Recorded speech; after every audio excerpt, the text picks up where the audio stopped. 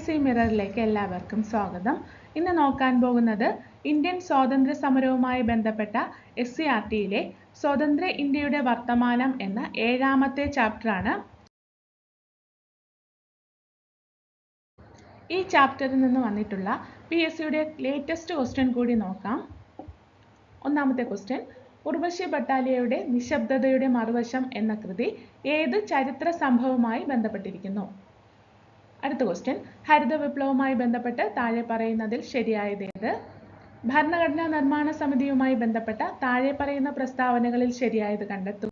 Indian നാട്ടുരാജ്യങ്ങളുടെ സംയോജനം വഴി India union കെട്ടിപ്പടുക്കാൻ സംഭാവന നൽകിയ സ്വാതന്ത്ര്യ സമര സേനാനി ആരാണ്? ഹരിത വിപ്ലവവുമായി ബന്ധപ്പെട്ട് താഴെ പറയുന്നതിൽ ശരിയായത് ഏത്? ഭാഷയുടെ അടിസ്ഥാനത്തിൽ സംസ്ഥാന പുനഃസംഘടനാ കമ്മീഷൻ രൂപീകരിച്ചപ്പോൾ ചെയർമാനും മറ്റ് അംഗങ്ങളും ആരെല്ലാമായിരുന്നു? 1953 കേന്ദ്ര സർക്കാർ നിയോഗിച്ച സംസ്ഥാന പുനഃസംഘടനാ കമ്മീഷനിലെ അംഗങ്ങൾ. ഈ ക്വസ്റ്റ്യൻസ് നമുക്ക് ചാപ്റ്റർ പഠിച്ചതിന് ശേഷം ആൻസർ നോക്കാം. ചാപ്റ്ററിന്റെ ആദ്യ ഭാഗത്ത് തന്നിരിക്കുന്നത് ഫ്രീഡം അറ്റ് മിഡ്നൈറ്റ് എന്ന ബുക്കിലെ കുറച്ച് വരികളാണ്. നോക്കാം. ന്യൂഡൽഹിയിൽ തടിച്ചുകൂടുന്ന ജനലക്ഷങ്ങൾ, എല്ലാ ഭാഗത്തു നിന്നും അവർ വന്നെത്തിയിരുന്നു.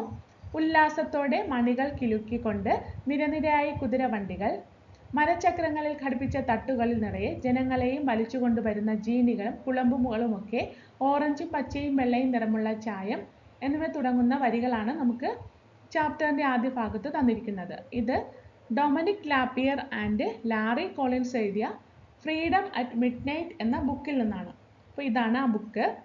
ഫ്രീഡം അറ്റ് മിഡ്നൈറ്റ് ലാറി കോളിൻസും ഡൊമിനിക് ലാപ്പിയറുമാണ് എഴുതിയത്. അപ്പോൾ ഇത് ഓർത്ത് വയ്ക്കണം. ഇത് ചോദിക്കാൻ ചാൻസ് ഉള്ള ഒരു ക്വസ്റ്റ്യൻ ആണ്. ബ്രിട്ടീഷ് ആധിപത്യത്തിൽ നിന്നും ഇന്ത്യ സ്വാതന്ത്ര്യം നേടിയ 1947 ഓഗസ്റ്റ് 15 രാവിലെ ഡൽഹി നഗരത്തിൽ കണ്ട വിവിധ കാഴ്ചകളാണ് മുകളിൽ നൽകിയിരിക്കുന്നത്. അപ്പോൾ ഇവിടെ നിന്നും നമുക്ക് സ്വാതന്ത്ര്യം കിട്ടിയത് മാത്രമാണ് പഠിക്കാനുള്ളത്.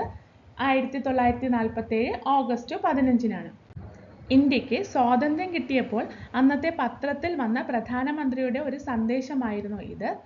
സ്വാതന്ത്ര്യ നക്ഷത്രം അസ്തമിക്കാതിരിക്കട്ടെ. സ്വാതന്ത്ര്യ ഇന്ത്യയിലെ പ്രധാനമന്ത്രിയുടെ സന്ദേശം. ഒരു പുതിയ നക്ഷത്രം, പൗരസ്ത്യ ദേശത്തിലെ സ്വാതന്ത്ര്യത്തിന്റെ നക്ഷത്രം ഉദിക്കുകയാണ്. ഒരു പുതിയ ആൾ ഉടലെടുക്കുകയാണ്. ചിരകാല പ്രാർത്ഥിതമായ ഒരു സ്വപ്നം നിറവേറുകയാണ്. ആ നക്ഷത്രം അസ്തമിക്കാതിരിക്കട്ടെ. ആശ വഞ്ചിക്കപ്പെടാതിരിക്കട്ടെ. ന്യൂഡൽഹി, ജവഹർലാൽ നെഹ്റു. വിഭജനാനന്തര ഇന്ത്യ. ഇന്ത്യ വിഭജനത്തിന്റെ വിശദമായ ഭൂപടം തയ്യാറാക്കാനായി ലണ്ടനിലെ പ്രസിദ്ധ അഭിഭാഷകനായിരുന്ന സിറിൽ റാഡ്ക്ലിഫിനെ ആയിരുന്നു ചുമതലപ്പെടുത്തിയത്. അപ്പോൾ നമ്മുടെ ഇന്ത്യയുടെ വിശദമായ ഭൂപടം തയ്യാറാക്കിയത് ആരാണ്? സിറിൽ റാഡ്ക്ലിഫ് ആണ്. ഇവിടെ ഒരു ക്വസ്റ്റ്യൻ പ്രതീക്ഷിക്കാം. ചോദിച്ച ക്വസ്റ്റ്യൻ ആയിരുന്നു, വിഭജനത്തിനെ തുടർന്ന് ചില ബ്രിട്ടീഷ് ഇന്ത്യൻ പ്രവിശ്യകൾ പാകിസ്ഥാന്റെ ഭാഗമായി മാറിയെങ്കിലും ബഹുഭൂരിപക്ഷം പ്രദേശങ്ങളും ഇന്ത്യയിൽ തന്നെ നിലനിന്നു എന്നത് ഭൂപടത്തിൽ നിന്നും നമുക്ക് മനസ്സിലായല്ലോ. എന്നാൽ ബംഗാൾ, പഞ്ചാബ് എന്നീ പ്രവിശ്യകൾ മാത്രം വിഭജിക്കപ്പെട്ടു. ഇവിടെ ബംഗാൾ, പഞ്ചാബ് എന്നീ പ്രവിശ്യകൾ മാത്രമാണ് വിഭജിക്കപ്പെട്ടത്. പശ്ചിമ ബംഗാൾ ഇന്ത്യയിൽ നിലനിന്നപ്പോൾ പൂർവ്വ ബംഗാൾ കിഴക്കൻ പാകിസ്ഥാനായി മാറി. പൂർവ്വ ബംഗാൾ ആണ് ഇവിടെ കിഴക്കൻ പാകിസ്ഥാനായി മാറിയത്. നമുക്ക് ചിത്രത്തിൽ കാണാൻ കഴിയും.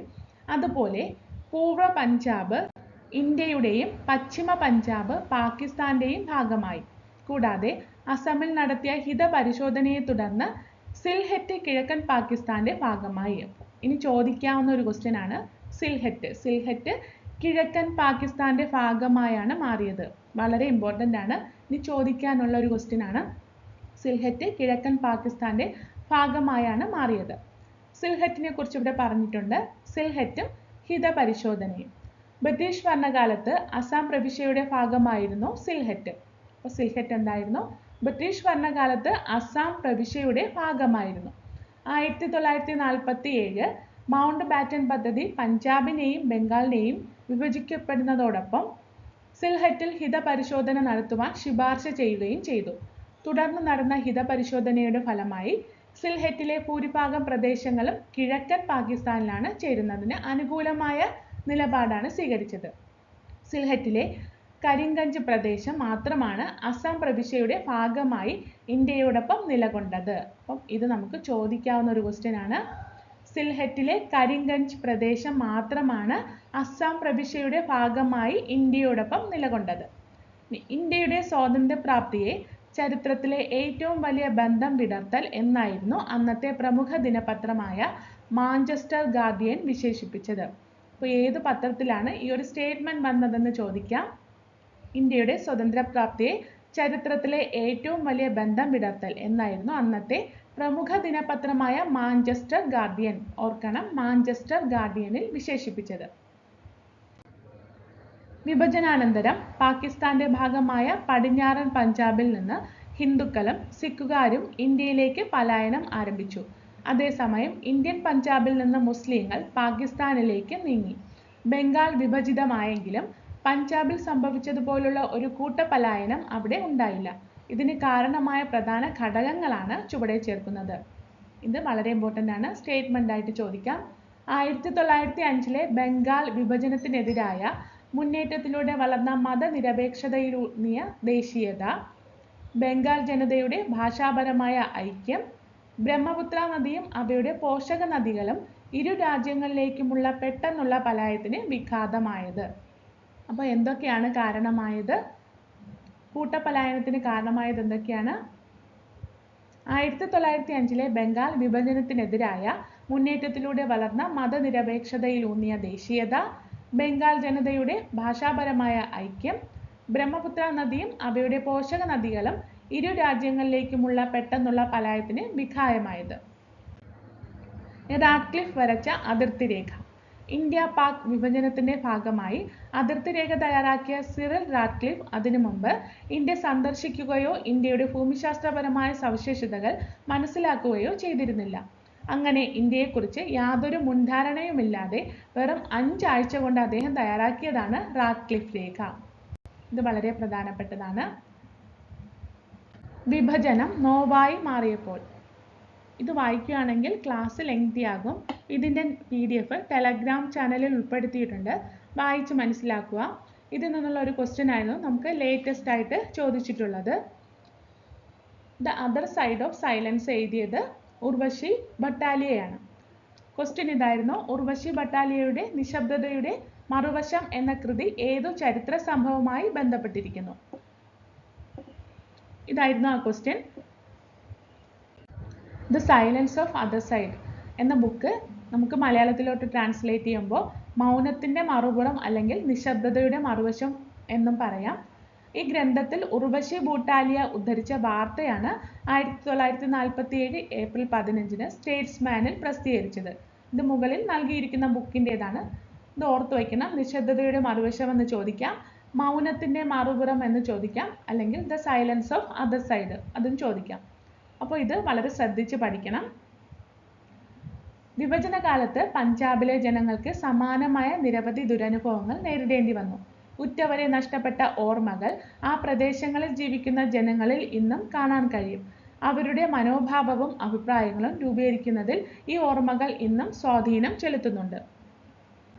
ഇന്ത്യ വിഭജനം ഒരുപാട് പ്രശ്നങ്ങൾ സൃഷ്ടിച്ചിട്ടുണ്ട്. അപ്പോൾ നമുക്ക് അവ ഏതെന്ന് നോക്കാം. ലക്ഷക്കണക്കിന് അഭയാർത്ഥികൾ ഇന്ത്യയിൽ നിന്ന് പാകിസ്ഥാനിലേക്കും പാകിസ്ഥാനിൽ നിന്ന് ഇന്ത്യയിലേക്കും പ്രവഹിച്ചു.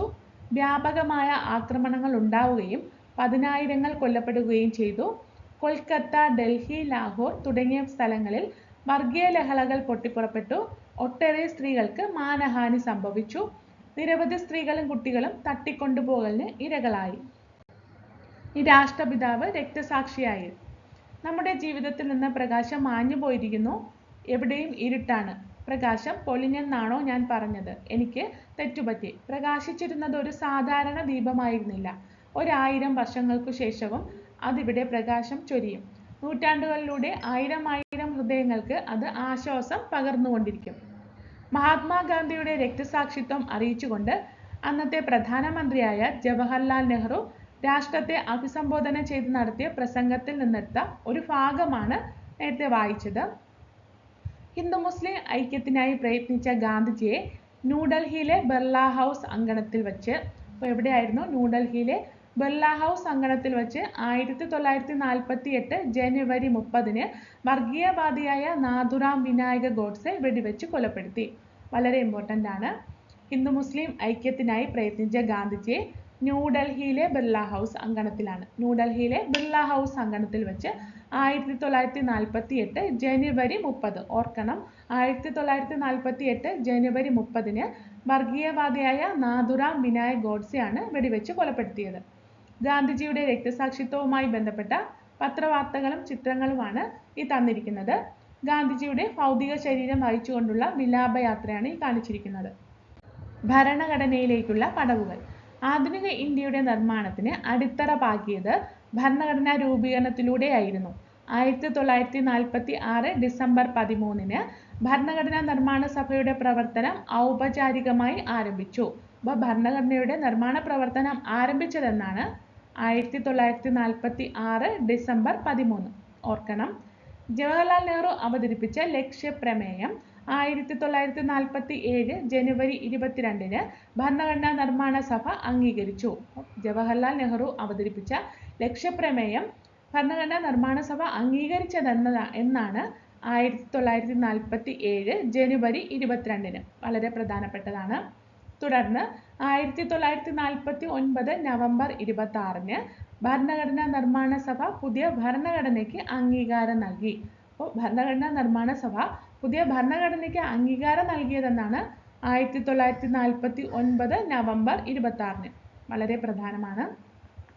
1950 ജനുവരി 26 ഇന്ത്യൻ ഭരണഘടന നിലവിൽ വരികയും ഇന്ത്യ ഒരു പരമാധികാര ജനാധിപത്യ റിപ്പബ്ലിക്കായി മാറുകയും ചെയ്തു.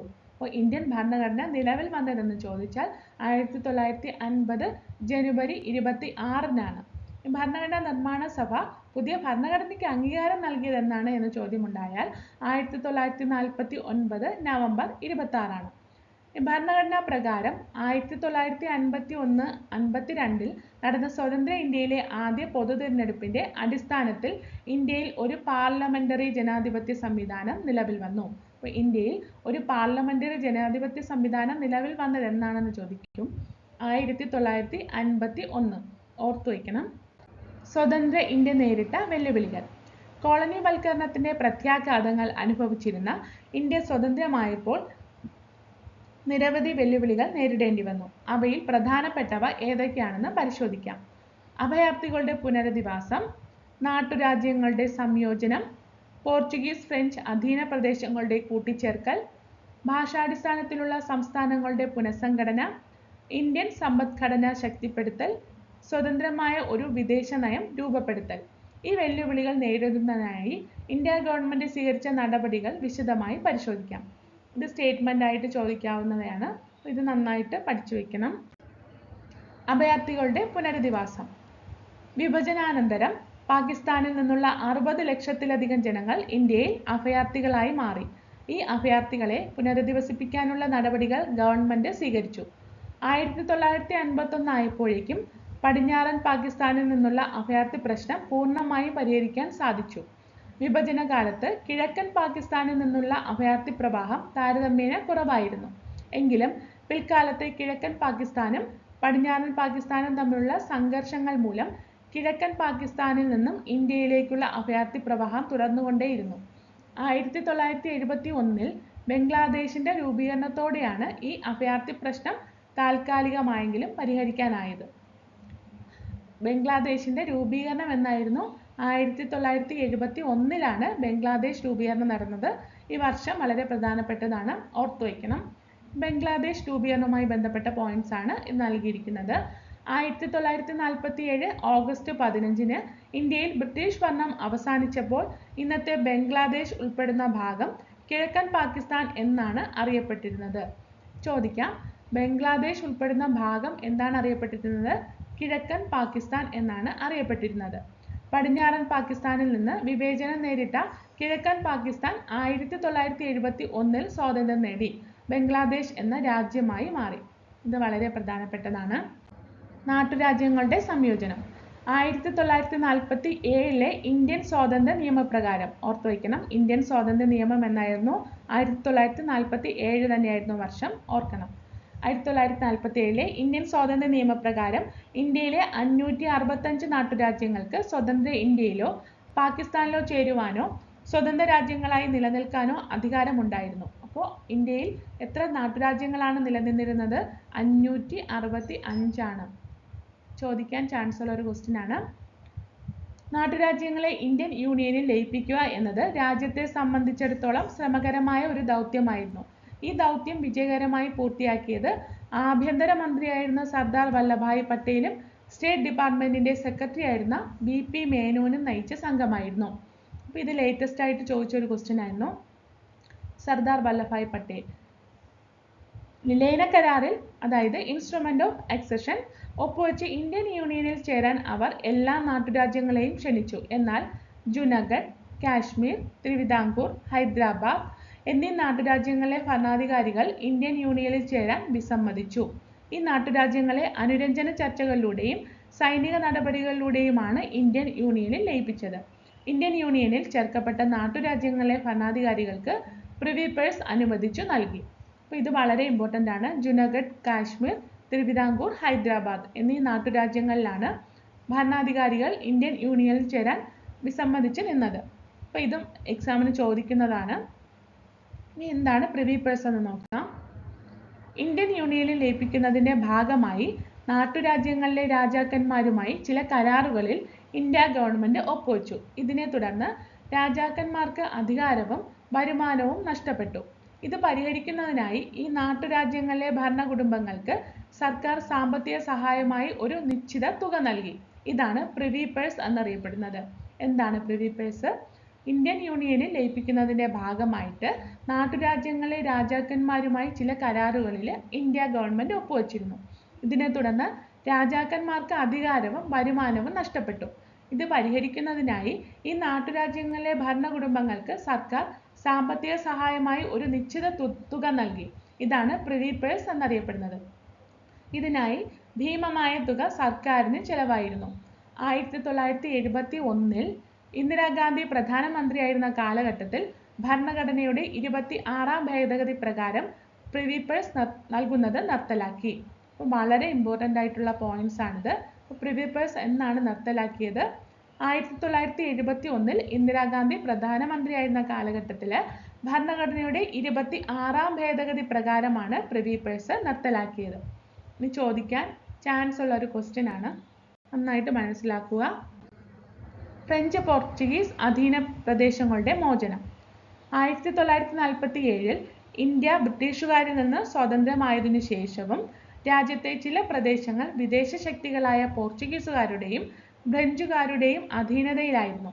ഇതിനെതിരെ അതത് പ്രദേശങ്ങളിൽ ജനകീയ സമരങ്ങൾ ശക്തമായി. തുടർന്ന് ഇന്ത്യ ഗവൺമെന്റിന്റെ അഭ്യർത്ഥന മാനിച്ച് ഫ്രാൻസ് 1954 ഇന്ത്യ വിട്ടുപോകാൻ തയ്യാറായി. അപ്പോൾ ഫ്രാൻസ് ഇന്ത്യ വിട്ടുപോയതെന്നാണ് 1954 ആണ് വർഷം. ഇത് ഓർത്തു വയ്ക്കണം. തുടർന്ന് പോണ്ടിച്ചേരി, മാഹി, യാനം, കാരയ്ക്കൽ, ചന്ദനഗർ എന്നീ ഫ്രഞ്ച് അധീന പ്രദേശങ്ങൾ കേന്ദ്ര ഗവൺമെന്റിന്റെ നേരിട്ടുള്ള ഭരണത്തിൽ കീഴിലാവുകയും ചെയ്തു. അപ്പോൾ കേന്ദ്ര ഗവൺമെന്റിന്റെ നേരിട്ടുള്ള ഭരണത്തിന് കീഴിലായിരുന്ന പ്രദേശങ്ങൾ ഏതൊക്കെയാണ്? പോണ്ടിച്ചേരി, മാഹി, യാനം, കാരയ്ക്കൽ, ചന്ദനഗർ. വളരെ ഇമ്പോർട്ടൻ്റ് ആണ്, ഇത് ഓർത്തു വയ്ക്കണം. എന്നാൽ പോർച്ചുഗീസുകാർ ഇന്ത്യയിലെ തങ്ങളുടെ അധീനതയിലുണ്ടായിരുന്ന ഗോവ, ദാമൻ, ദിയു എന്നീ പ്രദേശങ്ങൾ വിട്ടു നൽകാൻ വിസമ്മതിച്ചു. 1954 ജനകീയ സമരത്തെ തുടർന്ന് ദാദ്ര, നഗർ ഹവേലി പ്രദേശങ്ങളിലെ പോർച്ചുഗീസ് ആധിപത്യം അവസാനിച്ചു. അപ്പോൾ ദാദ്ര, നഗർ ഹവേലി പ്രദേശങ്ങളിലെ പോർച്ചുഗീസ് ആധിപത്യം അവസാനിപ്പിച്ചതെന്നാണ് 1954 ജനകീയ സമരത്തെ തുടർന്നാണ്. ഇത് വളരെ ഇമ്പോർട്ടൻ്റ് ആണ്. തുടർന്ന് 1961 സൈനിക നടപടിയിലൂടെ ഗോവ, ദാമൻ, ദിയു എന്നീ പ്രദേശങ്ങൾ മോചിക്കപ്പെടുകയും അവയെ ഇന്ത്യൻ യൂണിയനിൽ ലയിപ്പിക്കുകയും ചെയ്തു. ഭാഷാടിസ്ഥാനത്തിലുള്ള സംസ്ഥാനങ്ങളുടെ പുനഃസംഘടന. ഭാഷാ പ്രവിശ്യകൾ രൂപീകരിച്ചാൽ അത് പ്രാദേശിക ഭാഷകൾക്കുള്ള ഒരു പ്രോത്സാഹനമായിരിക്കും എന്ന് പറഞ്ഞതാരാണ്? മഹാത്മാഗാന്ധിയാണ്. ചോദിക്കാൻ ചാൻസ് ഉള്ളതാണ്. ഭാഷാ പ്രവിശ്യകൾ രൂപീകരിച്ചാൽ അത് പ്രാദേശിക ഭാഷകൾക്കുള്ള ഒരു പ്രോത്സാഹനമായിരിക്കും എന്ന് പറഞ്ഞത് മഹാത്മാഗാന്ധിയാണ്. ഇന്ന് നമ്മുടെ ഭൂരിഭാഗം സംസ്ഥാനങ്ങളും ഭാഷയുടെ അടിസ്ഥാനത്തിലാണ് രൂപീകരിക്കപ്പെട്ടതെന്ന് നിങ്ങൾക്ക് മനസ്സിലായല്ലോ. എന്നാൽ സ്വാതന്ത്ര്യം ലഭിക്കുന്നതിന് മുമ്പ് രാജ്യത്തെ ഭരണപ്രദേശങ്ങളിലെ അതിരുകൾ അഥവാ പ്രവിശ്യകൾ രൂപീകരിക്കപ്പെട്ടത് ഇത്തരം മാനദണ്ഡത്തിന്റെ അടിസ്ഥാനത്തിലായിരുന്നില്ല. ആശയവിനിമയത്തിനും സംസ്കാര രൂപീകരണത്തിനും ഭാഷയ്ക്ക് ശക്തമായ സ്വാധീനമുള്ളതിനാൽ ഭാഷാടിസ്ഥാനത്തിലാവണം ഭരണപ്രദേശങ്ങൾ നിർണ്ണയിക്കപ്പെടേണ്ടത് എന്ന ശക്തമായ വാദം സ്വാതന്ത്ര്യ സമര കാലത്ത് തന്നെ ഉയർന്നു വന്നിരുന്നു. ദേശീയ പ്രസ്ഥാനത്തിലേക്ക് ജനങ്ങളെ കൂടുതൽ അടുപ്പിക്കുന്നതിനായി ഇന്ത്യൻ നാഷണൽ കോൺഗ്രസ് മാതൃഭാഷയ്ക്ക് ഊന്നൽ നൽകിയാണ് ആശയങ്ങൾ പ്രചരിപ്പിച്ചിരുന്നത്. 1920 നാഗ്പൂർ കോൺഗ്രസ് സമ്മേളനത്തിൽ വെച്ച് ഭാഷാടിസ്ഥാനത്തിൽ കോൺഗ്രസ് കമ്മിറ്റികൾ രൂപീകരിക്കാൻ തീരുമാനിച്ചു. 1920 നാഗ്പൂർ കോൺഗ്രസ് സമ്മേളനത്തിൽ വെച്ചാണ് ഭാഷാടിസ്ഥാനത്തിൽ കോൺഗ്രസ് കമ്മിറ്റികൾ രൂപീകരിക്കാൻ തീരുമാനിച്ചത്. വളരെ ഇമ്പോർട്ടൻ്റ് ആണ്. സ്വാതന്ത്ര്യാനന്തരം സംസ്ഥാനങ്ങളെ ഭാഷാടിസ്ഥാനത്തിൽ പുനഃസംഘടിപ്പിച്ചതുമായി ബന്ധപ്പെട്ട പ്രധാന ഘട്ടങ്ങൾ ചുവടെ ചേർക്കുന്നു. സംസ്ഥാന പുനഃസംഘടനയെപ്പറ്റി പഠിക്കാൻ SK ധർ അധ്യക്ഷനായി 1948 ഒരു ഭാഷാ പ്രവിശ്യ കമ്മീഷനെ ഭരണഘടനാ നിർമ്മാണ സമിതി നിയമിച്ചു. വളരെ പ്രധാനപ്പെട്ടതാണ്. സംസ്ഥാന പുനഃസംഘടനയെപ്പറ്റി പഠിക്കാൻ SK ധർ അധ്യക്ഷനായി 1948 ഒരു ഭാഷാ പ്രവിശ്യ കമ്മീഷനെ ഭരണഘടനാ നിർമ്മാണ സമിതി നിയമിച്ചു. SK ധർ കമ്മിറ്റിയെക്കുറിച്ച് ചോദിച്ചിട്ടുള്ളതാണ്. വർഷം 1948 എന്തിനു വേണ്ടിയായിരുന്നു SK ധർ കമ്മിറ്റി? സംസ്ഥാന പുനഃസംഘടനയെപ്പറ്റി പഠിക്കാനുള്ളതായിരുന്നു SK ധർ കമ്മിറ്റി. അതിൻ്റെ അധ്യക്ഷനായിരുന്നു SK ധർ. ഭാഷാ സംസ്ഥാനങ്ങൾ വേണമെന്ന ശക്തമായ ആവശ്യത്തെ പരിശോധിച്ച് റിപ്പോർട്ട് സമർപ്പിക്കുന്നതിനായി ജവഹർലാൽ നെഹ്റു, സർദാർ വല്ലഭായ് പട്ടേൽ, പട്ടാഭി സീതാരാമയ്യ എന്നിവർ ഉൾപ്പെട്ട JVP കമ്മിറ്റി ഓർക്കണം, 1948 ഇന്ത്യൻ നാഷണൽ കോൺഗ്രസ് നിയോഗിച്ചു. അപ്പോൾ JVP കമ്മിറ്റിയുടെ വർഷം എന്നായിരുന്നു? 1948 ജവഹർലാൽ നെഹ്റു, സർദാർ വല്ലഭായ് പട്ടേൽ, പട്ടാഭി സീതാരാമയ്യ എന്നിവരാണ് ഇതിൽ ഉൾപ്പെട്ടത്. തെലുങ്ക് ഭാഷ സംസാരിക്കുന്നവർക്ക് പ്രത്യേക ആന്ധ്ര സംസ്ഥാനം വേണമെന്ന ആവശ്യം ഉയർന്നു വരികയും 1952 ഈ ആവശ്യമുന്നയിച്ച് പോറ്റി ശ്രീരാമലു നിരാഹാര സമരം ചെയ്ത് മരണം വരിക്കുകയും ചെയ്തു. തുടർന്നുണ്ടായ പ്രക്ഷോഭത്തിന്റെ ഫലമായി 1953 ഒക്ടോബർ 1 ആന്ധ്ര സംസ്ഥാനം നിലവിൽ വന്നു. അപ്പോൾ ആന്ധ്ര സംസ്ഥാനം നിലവിൽ വന്നതെന്നാണ്? 1953 ഒക്ടോബർ 1. ആന്ധ്ര സംസ്ഥാനത്തിന് വേണ്ടി മരണം വരെ നിരാഹാരം അനുഷ്ഠിച്ച വ്യക്തി ആരാണെന്ന് ചോദിച്ചാൽ പോറ്റി ശ്രീരാമലു ആണ്. ഓർത്തുവയ്ക്കുക. ജസ്റ്റിസ് ഫസൽ അലിയുടെ നേതൃത്വത്തിൽ സർദാർ KM പണിക്കർ, HN കുൻസ്രു എന്നിവരെ ഉൾപ്പെടുത്തി സംസ്ഥാന പുനഃസംഘടനാ കമ്മീഷനെ, സ്റ്റേറ്റ് റീഓർഗനൈസേഷൻ കമ്മീഷനെ 1953 കേന്ദ്ര സർക്കാർ നിയോഗിച്ചു. അപ്പോൾ സ്റ്റേറ്റ് റീഓർഗനൈസേഷൻ കമ്മീഷൻ അഥവാ സംസ്ഥാന പുനഃസംഘടനാ കമ്മീഷനെ 1953 നിയോഗിച്ചത്. അതിൻ്റെ നേതൃത്വം ആർക്കായിരുന്നു? ജസ്റ്റിസ് ഫസൽ അലി ആയിരുന്നു നേതൃത്വം. ആരൊക്കെയാണ് ഉൾപ്പെട്ടിരുന്നത്? സർദാർ KM പണിക്കർ, HN കുൻസ്രു എന്നിവരാണ് ഉൾപ്പെട്ടിരുന്നത്. 1956 സംസ്ഥാന പുനഃസംഘടനാ ബില്ല് പാർലമെന്റ് പാസാക്കിയതിന്റെ അടിസ്ഥാനത്തിൽ 1956 നവംബർ 1 14 ഭാഷാ സംസ്ഥാനങ്ങളും 6 കേന്ദ്രഭരണ പ്രദേശങ്ങളും രൂപീകൃതമായി. വളരെ ഇമ്പോർട്ടൻ്റ് ആണ്. 1956 സംസ്ഥാന പുനഃസംഘടനാ ബില്ല് പാർലമെന്റ് പാസാക്കിയത്. അപ്പം 1956 സംസ്ഥാന പുനഃസംഘടനാ ബില്ല് പാർലമെന്റ് പാസാക്കിയത്. അതിൻ്റെ അടിസ്ഥാനത്തിലാണ് 1956 നവംബർ 1 14 ഭാഷാ സംസ്ഥാനങ്ങളും, എത്ര സ്റ്റേറ്റ് ആണ് നിലവിൽ വന്നത്? 14 ഭാഷാ സംസ്ഥാനങ്ങളും 6 കേന്ദ്രഭരണ പ്രദേശങ്ങളുമാണ് രൂപീകൃതമായത്. അടുത്ത പോയിന്റ് നോക്കാം. ഇന്ത്യൻ സമ്പദ്ഘടന ശക്തിപ്പെടുത്തൽ. നാം രാഷ്ട്രീയമായി സ്വതന്ത്രരായിരിക്കാം, എന്നാൽ നമ്മുടെ സ്വാതന്ത്ര്യത്തിനായുള്ള പോരാട്ടം ആ പദത്തിന്റെ ഏത് ശരിയായ പൊരുൾപ്രകാരവും അവസാനിച്ചിട്ടില്ല. അതിന്റെ സാമ്പത്തിക വിവക്ഷ പൂർത്തീകരിക്കപ്പെട്ടിട്ടില്ല. ഇത് 1949 ജവഹർലാൽ നെഹ്റു മുഖ്യമന്ത്രിമാർക്ക് എഴുതിയ പ്രത്യേക കത്തിൽ നിന്നുള്ളതാണ്. ബ്രിട്ടീഷ് ഭരണത്തിന്റെ ഫലമായി തകർന്ന ഇന്ത്യൻ സമ്പദ് വ്യവസ്ഥയെ പുനരുദ്ധരിക്കേണ്ടതിന്റെ ആവശ്യകതയാണ് ഈ കത്തിൽ സൂചിപ്പിക്കുന്നത്. ഇന്ത്യൻ ആസൂത്രണത്തിന്റെ നാൾവഴികൾ. 1938 നിയോഗിച്ച ദേശീയ ആസൂത്രണ കമ്മിറ്റി, നാഷണൽ പ്ലാനിംഗ് കമ്മിറ്റി എന്നാണ്. 1938 നാഷണൽ പ്ലാനിംഗ് കമ്മിറ്റി അഥവാ ദേശീയ ആസൂത്രണ കമ്മിറ്റി. 1944 തയ്യാറാക്കിയ ബോംബെ പ്ലാൻ 1944. ഇന്ത്യയുടെ ഭാവി സമ്പദ് വ്യവസ്ഥയെക്കുറിച്ചുള്ള കാഴ്ചപ്പാടുകൾ മുന്നോട്ട് വച്ച MN റോയിയുടെ ജനകീയ പദ്ധതി. MN റോയിയുടേതാണ് ജനകീയ പദ്ധതി അഥവാ പീപ്പിൾസ് പ്ലാൻ. ഗാന്ധിയൻ ആശയങ്ങളിൽ അധിഷ്ഠിതമായ JC കുമരപ്പയുടെ പദ്ധതി. ഗാന്ധിയൻ ആശയങ്ങളിൽ അധിഷ്ഠിതമായത് ആരുടെ പദ്ധതിയാണ്? JC കുമരപ്പയുടെ പദ്ധതിയാണ്. നെഹ്റു അധ്യക്ഷനായി 1950 മാർച്ച് 15 നിയമിച്ച ദേശീയ ആസൂത്രണ കമ്മീഷൻ, നാഷണൽ പ്ലാനിംഗ് കമ്മീഷൻ എന്നാണ് 1950 മാർച്ച് 15 1951 മുതൽ ആരംഭിച്ച പഞ്ചവത്സര പദ്ധതികൾ. പഞ്ചവത്സര പദ്ധതികൾ വർഷം 1951 മുതലാണ് ആരംഭിച്ചത്. 2015 നിലവിൽ വന്ന നീതി ആയോഗ്. നീതി ആയോഗ് നിലവിൽ വന്നത് എന്നാണ്? 2015. 1938 ദേശീയ ആസൂത്രണ കമ്മിറ്റി നിലവിൽ വന്നു. 1944 ബോംബെ പ്ലാൻ. എം.എൻ. റോയിയുടെ ഏത് പദ്ധതിയാണ്? ജനകീയ പദ്ധതിയാണ്. പീപ്പിൾസ് പ്ലാൻ എന്നറിയപ്പെടുന്നത് എം.എൻ. റോയിയുടെ പദ്ധതിയാണ്. ഗാന്ധിയൻ ആശയങ്ങളിൽ അധിഷ്ഠിതമായത് ആരുടേതാണ്? JC കുമരപ്പയുടെ പദ്ധതിയാണ് ഗാന്ധിയൻ ആശയങ്ങളിൽ അധിഷ്ഠിതമായത്. നെഹ്റു അധ്യക്ഷനായിട്ട് ദേശീയ ആസൂത്രണ കമ്മീഷൻ അഥവാ നാഷണൽ പ്ലാനിംഗ് കമ്മീഷന്റെ വർഷം എന്നായിരുന്നു? 1950 മാർച്ച് 15 പഞ്ചവത്സര പദ്ധതികൾ ആരംഭിച്ചത് 1951 നീതി ആയോഗ് നിലവിൽ വന്നത് എന്നായിരുന്നു? 2015. വളരെ ഇമ്പോർട്ടൻ്റ് ആണ്. 1947 നമുക്ക് സ്വാതന്ത്ര്യം ലഭിച്ചുവെങ്കിലും ഇന്ത്യക്ക് പരിഹരിക്കപ്പെടേണ്ടിയിരുന്ന നിരവധി സാമ്പത്തിക പ്രശ്നങ്ങളും ഉണ്ടായിരുന്നു. അവ എങ്ങനെയാണ് തരണം ചെയ്തതെന്ന് നോക്കാം. സോവിയറ്റ് യൂണിയന്റെ സാമ്പത്തികാസൂത്രണ മാതൃകയിൽ ഇന്ത്യയിൽ ആസൂത്രണ കമ്മീഷൻ രൂപീകരിക്കാൻ നെഹ്റു മുൻകൈയെടുത്തു.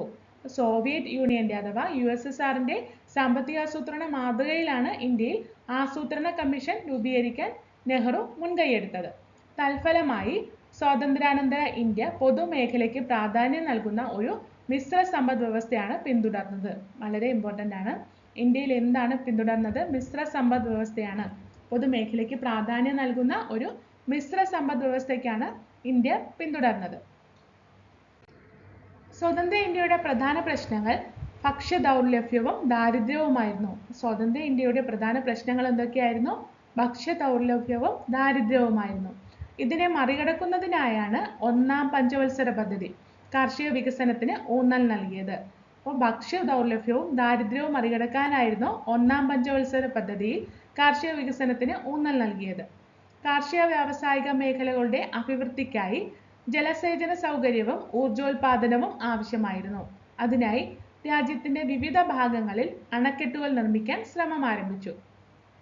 സത്ലജ് നദിയിലെ ഫക്രാനങ്കൽ, ദാമോദർ നദീതട പദ്ധതി, മഹാനദിയിലെ ഹിരാക്കുഡ് എന്നിവ ഇക്കാലത്ത് നിർമ്മിച്ച പ്രധാന നദീതട പദ്ധതികളാണ്. വളരെ ഇമ്പോർട്ടൻ്റ് ആണ്. ഫക്രാനങ്കൽ ഏത് നദിയിലാണ്? സത്ലജ് നദിയിലാണ്. അപ്പോൾ സത്ലജ് നദിയിലെ ഫക്രാനങ്കൽ, ദാമോദർ നദീതട പദ്ധതി, ഹിരാക്കുഡ് ഏത് നദിയിലായിരുന്നു? മഹാനദിയിലായിരുന്നു. മഹാനദിയിലെ ഹിരാക്കുഡ് എന്നിവ ഇക്കാലത്ത്, അതായത് ഒന്നാം പഞ്ചവത്സര പദ്ധതി കാലത്ത് നിർമ്മിച്ച പ്രധാന നദീതട പദ്ധതികളായിരുന്നു. സാമ്പത്തിക വികസനം ഉറപ്പുവരുത്തുന്നതിനും തൊഴിലില്ലായ്മ പരിഹരിക്കുന്നതിനുമായി രണ്ടാം പഞ്ചവത്സര പദ്ധതി ഊന്നൽ നൽകിയത് വ്യവസായ വികസനത്തിനായിരുന്നു. അപ്പോൾ രണ്ടാം പഞ്ചവത്സര പദ്ധതിയിൽ എന്തിനായിരുന്നു പ്രാധാന്യം? വ്യവസായ വികസനത്തിനായിരുന്നു പ്രാധാന്യം. പൊതുമേഖലയെ ശക്തിപ്പെടുത്തിക്കൊണ്ടുള്ള രാജ്യ പുരോഗതിയാണ് പഞ്ചവത്സര പദ്ധതികളിലൂടെ ഇന്ത്യ ലക്ഷ്യം വെച്ചത്. അപ്പോൾ പഞ്ചവത്സര പദ്ധതികളിലൂടെ ഇന്ത്യ ലക്ഷ്യം വെച്ചത് എന്താണ്? രാജ്യ പുരോഗതിയാണ്. വിദേശ രാജ്യങ്ങളുടെ സാമ്പത്തിക സാങ്കേതിക സഹായത്തോടു കൂടി പൊതുമേഖലയിൽ ഇരുമ്പുരുക്ക് വ്യവസായശാലകൾ ആരംഭിച്ചു. ഇവയിൽ പ്രധാനപ്പെട്ടവ ചുവടെ ചേർക്കുന്നു. തുടർന്നുള്ള പദ്ധതികളിൽ ദാരിദ്ര്യ നിർമ്മാർജ്ജനം, ഭക്ഷ്യ സ്വയം പര്യാപ്തത, വിദ്യാഭ്യാസം, ഊർജോൽപാദനം എന്നീ മേഖലകൾക്കാണ് ഊന്നൽ നൽകിയത്. ഭൂപരിഷ്കരണം, കൃഷി, ബാങ്കിംഗ് എന്നീ രംഗങ്ങളിലും സ്വതന്ത്ര ഇന്ത്യയിൽ ശ്രദ്ധേയമായ മാറ്റങ്ങൾ ഉണ്ടായി. അണക്കെട്ടുകൾ ആധുനിക ഇന്ത്യയുടെ ക്ഷേത്രങ്ങളാണെന്ന് പറഞ്ഞത് ആരാണ്? ജവഹർലാൽ നെഹ്റു ആണ്. ഇത് വളരെ പ്രധാനപ്പെട്ടതാണ്. അണക്കെട്ടുകൾ ആധുനിക ഇന്ത്യയുടെ ക്ഷേത്രങ്ങൾ എന്ന് പറഞ്ഞത് ജവഹർലാൽ നെഹ്റു. ഇന്ത്യൻ പ്രധാനമന്ത്രിയായിരുന്ന ജവഹർലാൽ നെഹ്റു 1959 ദാമോദർ നദിയിലെ പഞ്ചേത് അണക്കെട്ട്, ഇന്നത്തെ ജാർഖണ്ഡിലാണ് പഞ്ചേത് അണക്കെട്ട്, സാന്താൾ ഗോത്രവർഗക്കാരിയായ ബുധിനി മെജ്ഹാനെ കൊണ്ട് ഉദ്ഘാടനം ചെയ്യിക്കുന്നു. ഇന്ത്യൻ പ്രധാനമന്ത്രിയായിരുന്ന ജവഹർലാൽ നെഹ്റു 1959 ദാമോദർ നദിയിലെ പഞ്ചേത് അണക്കെട്ട്, ഇന്നത്തെ ജാർഖണ്ഡിലാണ്, സാന്താൾ ഗോത്രവർഗക്കാരിയായ ബുധിനി മെജ്ഹാനെ കൊണ്ട് ഉദ്ഘാടനം ചെയ്യിക്കുന്ന ചിത്രമാണ് ഈ കാണുന്നത്. പ്രധാനപ്പെട്ട ഇരുമ്പുരുക്ക് വ്യവസായശാലകൾ പഠിക്കാം. റൂർക്കേല ഇരുമ്പുരുക്ക് വ്യവസായശാല, സ്ഥിതി ചെയ്യുന്ന സംസ്ഥാനം ഏതാണ്? ഒഡീഷയിലാണ്. സഹായം നൽകിയ രാജ്യം ജർമ്മനിയാണ്. അപ്പോൾ റൂർക്കേല ഒഡീഷയാണ് സ്ഥിതി ചെയ്യുന്നത്, ജർമ്മനിയാണ് സഹായം നൽകിയ രാജ്യം. ഭിലായ് ഇരുമ്പുരുക്ക് വ്യവസായശാല ഛത്തീസ്ഗഡ്, സോവിയറ്റ് യൂണിയനാണ് സഹായം നൽകിയത്. ഭിലായ് ഇരുമ്പുരുക്ക് വ്യവസായശാല ഛത്തീസ്ഗഡിലാണ് സ്ഥിതി ചെയ്യുന്നത്, സോവിയറ്റ് യൂണിയനാണ് സഹായം നൽകിയത്. നമുക്ക് കോഡായി ബിജറ, ഭിലായുടെ ഭിയും ഛത്തീസ്ഗഡിന്റെ ജായും സോവിയറ്റ് യൂണിയൻ അഥവാ റഷ്യ അതിന്റെ റായും എടുക്കുമ്പോൾ ബിജറ എന്ന് കിട്ടും. അങ്ങനെ നമ്മൾ ഒരുപാട് കോഡുകൾ ഇതൊക്കെ പഠിക്കാൻ വേണ്ടി ഉപയോഗിക്കുന്നുണ്ട്. അപ്പോൾ നിങ്ങൾക്ക് അറിയാവുന്ന കോഡുകൾ ഉണ്ടെങ്കിൽ ഒന്ന് കമന്റ് ചെയ്യുക. അപ്പോൾ ഇത് കൂടുതൽ പഠിക്കാനായിട്ട് സഹായകമാകും. ദുർഗാപൂർ ഇരുമ്പുരുക്ക് വ്യവസായശാല എവിടെയാണ് സ്ഥിതി ചെയ്യുന്നത്? പശ്ചിമ ബംഗാളിലാണ് ദുർഗാപൂർ ഇരുമ്പുരുക്ക് വ്യവസായശാല സ്ഥിതി ചെയ്യുന്നത്. UK ആണ് സഹായം നൽകിയ രാജ്യം, യുണൈറ്റഡ് കിങ്ഡം ആണ്. UK ആണ് സഹായം നൽകിയത്. ഇനി ബൊക്കാറോ ഇരുമ്പുരുക്ക് വ്യവസായശാല ജാർഖണ്ഡിലാണ് സ്ഥിതി ചെയ്യുന്നത്, സോവിയറ്റ് യൂണിയനാണ് സഹായിച്ച രാജ്യം. ഓർക്കുക, ബൊക്കാറോ ജാർഖണ്ഡ് സോവിയറ്റ് യൂണിയൻ, ദുർഗാപൂർ പശ്ചിമ Bengal United kingdom, Bhilai Chhattisgarh Soviet union, Rourkela Odisha Germany. ഒരുപാട് എക്സാമിന് ചോദിച്ചിട്ടുള്ള ക്വസ്റ്റ്യൻസ് ആണ്. ഈ ഭൂപരിഷ്കരണവുമായി ബന്ധപ്പെട്ട് നമുക്ക് അടുത്തത് പഠിക്കാം. ഭൂപരിഷ്കരണം അഥവാ ലാൻഡ് റീഫോംസ്. സ്വതന്ത്ര ഇന്ത്യയിൽ കാർഷിക രംഗത്ത് ശ്രദ്ധേയമായ മാറ്റങ്ങൾക്ക് തുടക്കം കുറിച്ച നടപടിയായിരുന്നു ഭൂപരിഷ്കരണം എന്ന് പറയുന്നത്. സ്വതന്ത്ര ഇന്ത്യയിലെ കാർഷിക രംഗത്ത് ശ്രദ്ധേയമായ മാറ്റങ്ങൾക്ക് തുടക്കം കുറിച്ച നടപടിയായിരുന്നു ഭൂപരിഷ്കരണം. വ്യക്തികൾക്ക് കൈവശം വയ്ക്കാവുന്ന ഭൂമിയുടെ പരിധി നിശ്ചയിക്കുക എന്നതായിരുന്നു ഇതിലൂടെ ലക്ഷ്യമിട്ടത്. ഭൂപരിഷ്കരണത്തിലൂടെ ലക്ഷ്യമിട്ടത് എന്തായിരുന്നു? വ്യക്തികൾക്ക് കൈവശം വയ്ക്കാവുന്ന ഭൂമിയുടെ പരിധി നിശ്ചയിക്കുക എന്നതായിരുന്നു ഭൂപരിഷ്കരണത്തിന്റെ ലക്ഷ്യം. സ്വാതന്ത്ര്യത്തിന് മുമ്പ് തന്നെ ഇന്ത്യയിൽ ഭൂപരിഷ്കരണം എന്ന ആശയം രൂപപ്പെട്ടിരുന്നു. നെഹ്റുവിന്റെ അധ്യക്ഷതയിൽ കൂടിയ ഒരു കമ്മിറ്റിയുടെ ശുപാർശ പ്രകാരം സാമ്പത്തിക വികസനം ലക്ഷ്യമാക്കി JC കുമരപ്പയുടെ നേതൃത്വത്തിൽ ഒരു കാർഷിക പരിഷ്കരണ കമ്മിറ്റിയെ നിയോഗിച്ചു. അപ്പോൾ കാർഷിക പരിഷ്കരണ കമ്മിറ്റിയെ ആരുടെ നേതൃത്വത്തിലാണ് നിയോഗിച്ചത്? JC കുമരപ്പയുടെ നേതൃത്വത്തിലാണ് നിയോഗിച്ചത്. ചോദിക്കാം. കമ്മിറ്റിയുടെ റിപ്പോർട്ടിന്റെ അടിസ്ഥാനത്തിൽ ഭൂ ഉടമകൾക്ക് കൈവശം വയ്ക്കാവുന്ന ഭൂമിയുടെ പരിധി നിശ്ചയിച്ച് മിച്ച ഭൂമി പിടിച്ചെടുത്ത് ഭൂരഹിതരായ കർഷകർക്ക് വിതരണം ചെയ്യുന്നതിനുള്ള നിയമം നടപ്പിലാക്കി. ഇതൊരു പരിധിവരെ ദാരിദ്ര്യ നിർമ്മാർജ്ജനത്തിനും ഭക്ഷ്യോൽപാദനത്തിനും വർദ്ധിപ്പിക്കുന്നതിന് സഹായകമായി. ഭൂദാന പ്രസ്ഥാനം അഥവാ ഭൂദാൻ മൂവ്മെന്റ് നോക്കാം. നിയമനിർമ്മാണത്തിലൂടെ അല്ലാതെ ഭൂപരിഷ്കരണം നടപ്പിലാക്കുന്നതിനായി വിനോബ ഭാവെയുടെ നേതൃത്വത്തിൽ ആരംഭിച്ചതാണ് ഭൂദാന പ്രസ്ഥാനം.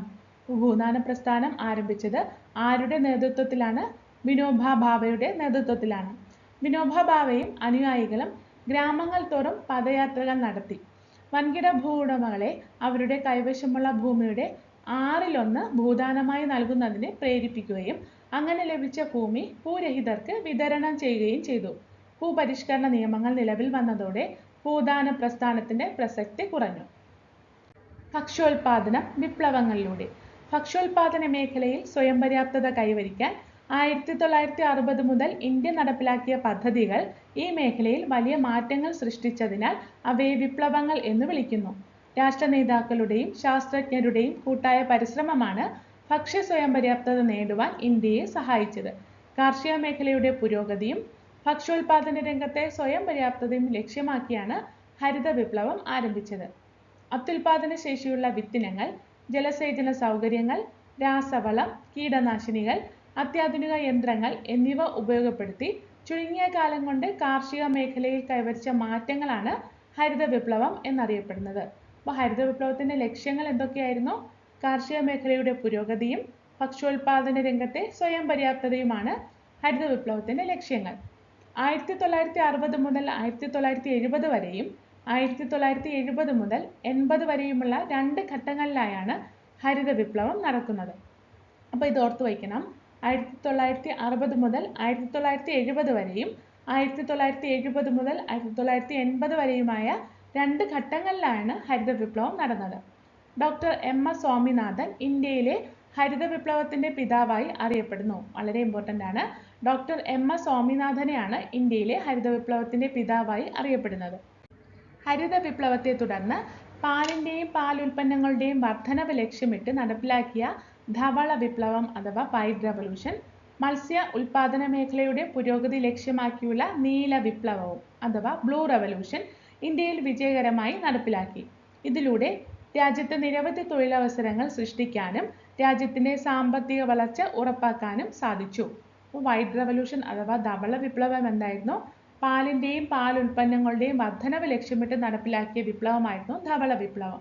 ബ്ലൂ റവല്യൂഷൻ അഥവാ നീല വിപ്ലവം എന്തായിരുന്നു? മത്സ്യ ഉൽപാദന മേഖലയുടെ പുരോഗതി ലക്ഷ്യമാക്കിയുള്ളതായിരുന്നു നീല വിപ്ലവം. ഇവിടെ നിന്നും ക്വസ്റ്റ്യൻസ് പ്രതീക്ഷിക്കാം. ധവള വിപ്ലവം.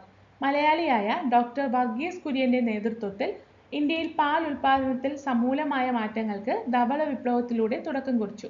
ഇതിന്റെ ഭാഗമായി ഗുജറാത്തിലെ ആനന്ദ് എന്ന നഗരത്തിൽ district cooperative milk producers union limited എന്ന പേരിൽ ഒരു ക്ഷീരോത്പാദക സംഘത്തിന്റെ പ്രവർത്തനം ആരംഭിക്കുകയും ക്രമേണ ഇത് അമൂൽ എന്ന പ്രശസ്തമായ ക്ഷീരോത്പാദന സംഘമായി മാറുകയും ചെയ്തു.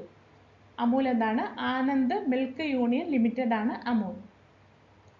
ഗുജറാത്തിലെ ആനന്ദ് എന്ന നഗരത്തിൽ district cooperative milk producers union limited എന്ന പേരിൽ ഒരു ക്ഷീരോത്പാദന സംഘത്തിന്റെ പ്രവർത്തനം ആരംഭിക്കുകയും ക്രമേണ ഇത് അമൂൽ എന്ന പ്രശസ്തമായ ക്ഷീരോത്പാദന സംഘമായി മാറുകയും ചെയ്തു. അടുത്തത് ബാങ്കുകളുടെ ദേശസാൽക്കരണം. Nationalisation of banks.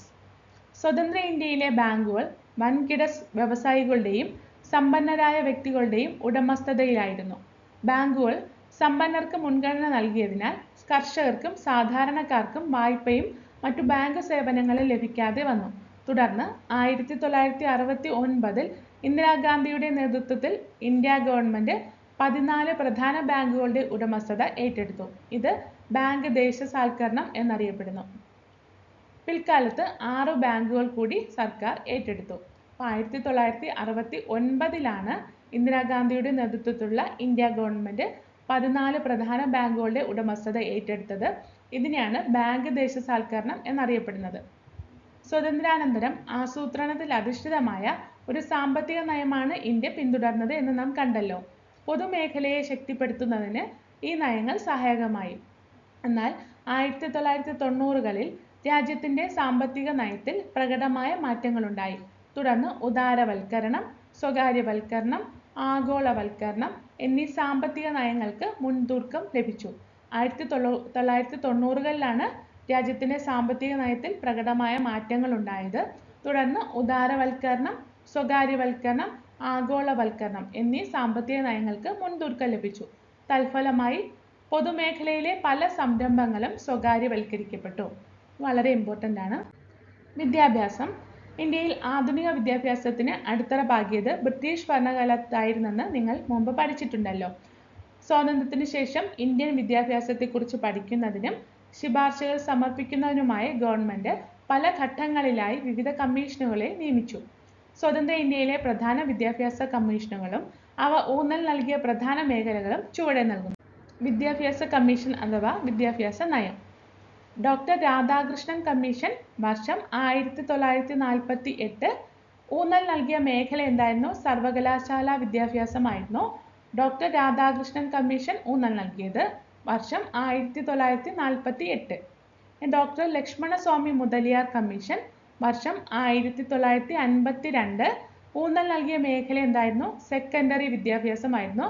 Doctor Lakshmanaswami Mudaliar commission 1952. Doctor DS Kothari commission വർഷം 1964 വിദ്യാഭ്യാസത്തിന്റെ ദേശീയ ഘടന കൊണ്ടുവന്നത് ഡോക്ടർ DS കോത്താരി കമ്മീഷൻ ആയിരുന്നു. ദേശീയ വിദ്യാഭ്യാസ നയം വർഷം 1986 ദേശീയ വിദ്യാഭ്യാസ നയം വർഷം 1986 ഊന്നൽ നൽകിയ മേഖല എന്തായിരുന്നു? പ്രാഥമിക വിദ്യാഭ്യാസം, തൊഴിലധിഷ്ഠിത വിദ്യാഭ്യാസം എന്നിവയായിരുന്നു ഊന്നൽ നൽകിയത്. ദേശീയ വിദ്യാഭ്യാസ നയം എന്നായിരുന്നു 1986.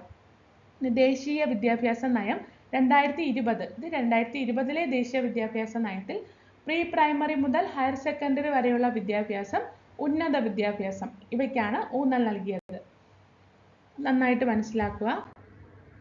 ശാസ്ത്രത്തെ പുരോഗമിക്കാൻ അനുവദിക്കുന്ന പക്ഷം അതിന്റെ പുരോഗതിക്ക് ദൃശ്യമായ സീമയൊന്നുമില്ല.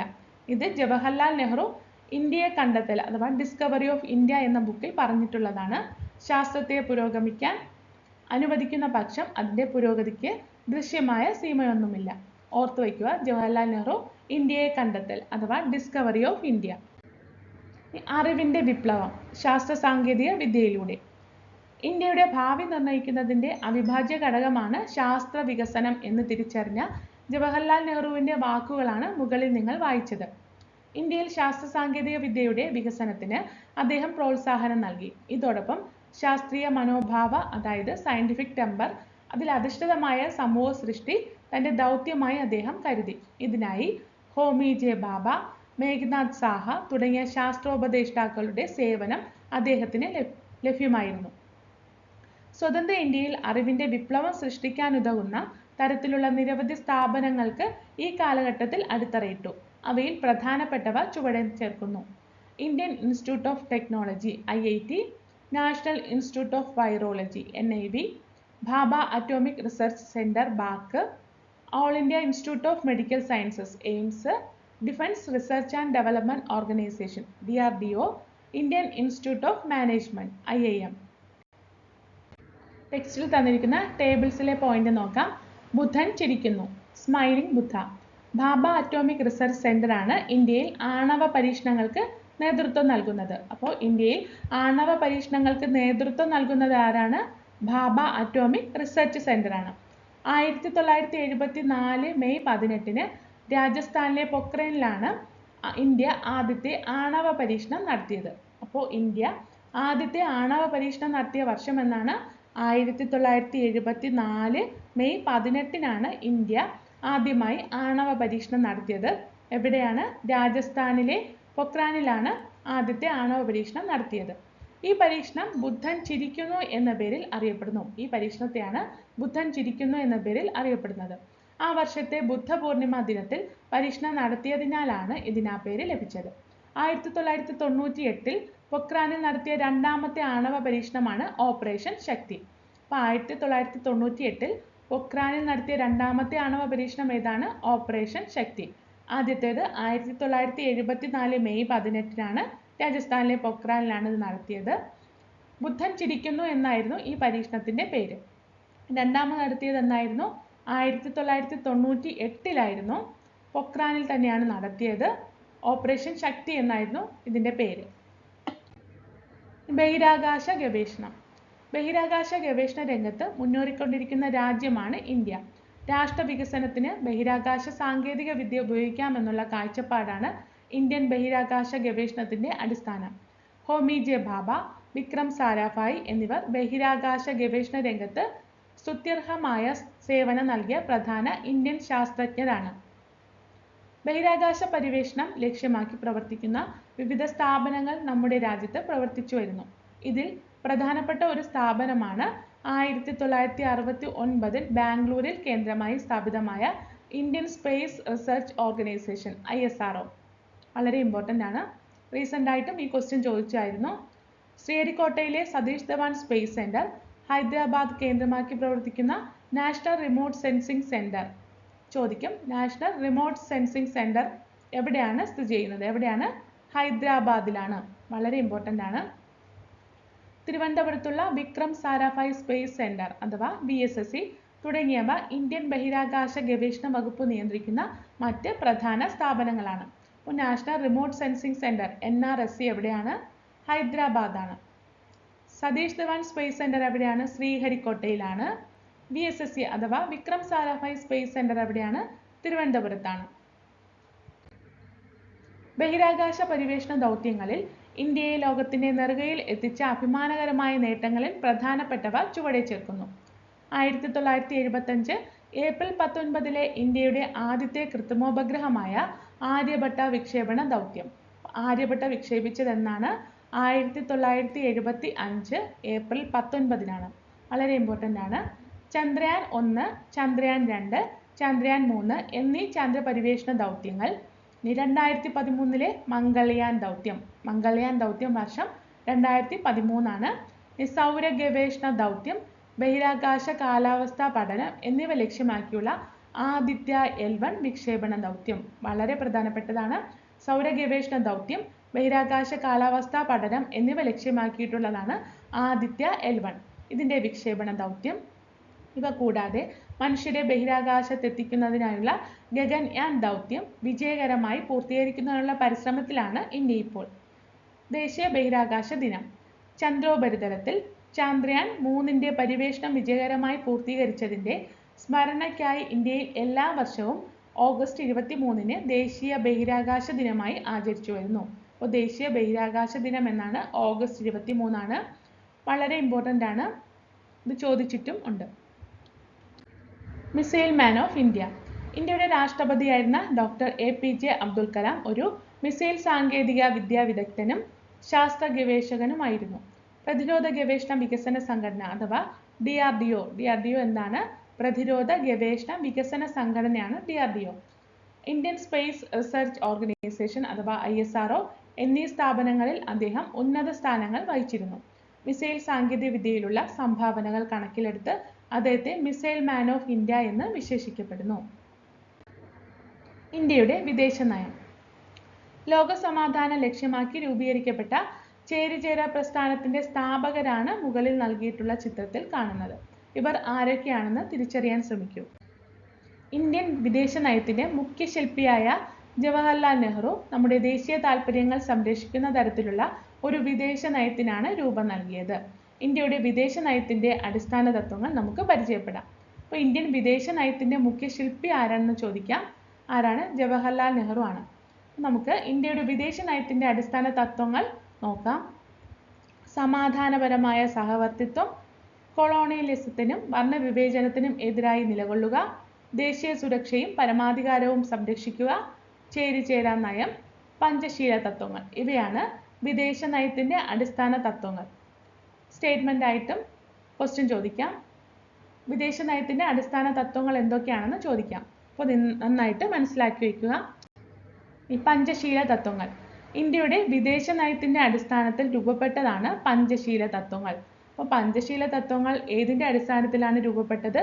വിദേശ നയത്തിന്റെ അടിസ്ഥാനത്തിലാണ് പഞ്ചശീല തത്വങ്ങൾ രൂപപ്പെട്ടത്. 1954-ൽ ഇന്ത്യയുടെ പ്രധാനമന്ത്രിയായിരുന്ന ജവഹർലാൽ നെഹ്റുവും ചൈനീസ് പ്രധാനമന്ത്രിയായിരുന്ന ചൗ എൻ ലായും ഒപ്പുവെച്ച പഞ്ചശീല തത്വങ്ങളിൽ താഴെ പറയുന്ന കാര്യങ്ങൾ ഉൾക്കൊള്ളുന്നു. പഞ്ചശീല തത്വങ്ങൾ ഒപ്പുവെച്ചത് ആരൊക്കെയാണ്? വർഷം 1954 ഇന്ത്യയുടെ പ്രധാനമന്ത്രിയായിരുന്ന ജവഹർലാൽ നെഹ്റുവും ചൈനീസ് പ്രധാനമന്ത്രിയായിരുന്ന ചൗ എൻ ലായുമാണ് ഒപ്പുവെച്ചത്. വളരെ പ്രധാനപ്പെട്ടതാണ്. ഇനി പഞ്ചശീല തത്വങ്ങളിൽ താഴെ പറയുന്ന കാര്യങ്ങൾ ഉൾക്കൊള്ളുന്നു. രാജ്യങ്ങളുടെ അതിർത്തിയും പരമാധികാരവും പരസ്പരം അംഗീകരിക്കുക, പരസ്പരം ആക്രമിക്കാതിരിക്കുക, ആഭ്യന്തര കാര്യങ്ങളിൽ പരസ്പരം ഇടപെടാതിരിക്കുക, സമത്വവും പരസ്പര സഹായവും പുലർത്തുക, സമാധാനപരമായ സഹവർത്തിത്വം പാലിക്കുക. ഇത് വളരെ ഇമ്പോർട്ടൻ്റ് ആണ്. താഴെ തന്നിട്ടുള്ളവയിൽ യോജിക്കാത്തവ ഏതെന്ന് ചോദിക്കാം. അപ്പോൾ ഇത് നന്നായിട്ട് പഠിച്ചു വയ്ക്കണം. രാജ്യങ്ങളുടെ അതിർത്തിയും പരമാധികാരവും പരസ്പരം അംഗീകരിക്കുക, പരസ്പരം ആക്രമിക്കാതിരിക്കുക, ആഭ്യന്തര കാര്യങ്ങളിൽ പരസ്പരം ഇടപെടാതിരിക്കുക, സമത്വവും പരസ്പര സഹായവും പുലർത്തുക, സമാധാനപരമായ സഹവർത്തിത്വം പാലിക്കുക. ഇവയാണ് പഞ്ചശീല തത്വങ്ങളിൽ പറയുന്ന കാര്യങ്ങൾ. ചേരിചേരാ പ്രസ്ഥാനം അഥവാ നോൺ അലൈൻഡ് മൂവ്മെന്റ്. രണ്ടാം ലോക യുദ്ധത്തിനു ശേഷം അമേരിക്കയും സോവിയറ്റ് യൂണിയനും രണ്ട് ആഗോള ശക്തികളായിട്ട് മാറി.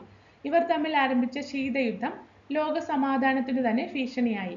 ഇരു ശാക്തിക ചേരികളിലും ചേരാതെ സ്വതന്ത്രമായി നിൽക്കുന്നതിനും രാജ്യ താൽപര്യങ്ങൾ സംരക്ഷിക്കുന്നതിനുമായി ഇന്ത്യയുടെ നേതൃത്വത്തിൽ രൂപപ്പെടുത്തിയ വിദേശ നയത്തിന്റെ അടിസ്ഥാനത്തിൽ രൂപീകരിച്ചതാണ് ചേരിചേരാ പ്രസ്ഥാനം. ഇന്ത്യയുടെ നേതൃത്വത്തിൽ രൂപപ്പെടുത്തിയ വിദേശ നയത്തിന്റെ അടിസ്ഥാനത്തിൽ രൂപീകരിച്ചതാണ് ചേരിചേരാ പ്രസ്ഥാനം. ലോകത്തിലെ എല്ലാ രാജ്യങ്ങളുമായും ആരോഗ്യകരമായ ബന്ധം പുലർത്താൻ ശ്രമിക്കുന്നതിനോടൊപ്പം ലോകരാഷ്ട്രങ്ങൾക്കിടയിൽ ഇന്ത്യയുടെ അന്തസ്സും താൽപര്യങ്ങളും ഉയർത്തിപ്പിടിക്കുന്നതിന് രാജ്യം പ്രത്യേകം ശ്രദ്ധിക്കുന്നു. 1983 ന്യൂഡൽഹിയിൽ ചേർന്ന 7ാമത് ചേരിചേരാ ഉച്ചകോടിയിൽ പങ്കെടുക്കുന്ന അന്നത്തെ ഇന്ത്യൻ പ്രധാനമന്ത്രി ഇന്ദിരാഗാന്ധിയും ക്യൂബൻ പ്രസിഡന്റ് ഫിഡൽ കാസ്ട്രോയും അന്നത്തെ ഇന്ത്യൻ രാഷ്ട്രപതി ഗ്യാനി സെയിൽ സിംഗിന്റെയും പിക്ചറാണ് ഈ കാണിച്ചിരിക്കുന്നത്. ന്യൂഡൽഹിയിലാണ് 7ാമത്തെ ചേരിചേരാ ഉച്ചകോടി നടന്നത്. വർഷം 1983 ആയിരുന്നു. അന്നത്തെ ഇന്ത്യൻ പ്രധാനമന്ത്രി ആയിരുന്നത് ആരാണ്? ഇന്ദിരാഗാന്ധി ആയിരുന്നു. ക്യൂബൻ പ്രസിഡന്റ് ഫിഡൽ കാസ്ട്രോയും അന്നത്തെ ഇന്ത്യൻ രാഷ്ട്രപതി ആയിരുന്നത് ഗ്യാനി സെയിൽ സിംഗുമായിരുന്നു. ഇത് ഓർത്തു വയ്ക്കണം. ചിലപ്പോൾ 1983 ചേരിചേരാ ഉച്ചകോടിയും ചോദിക്കാവുന്നതാണ്.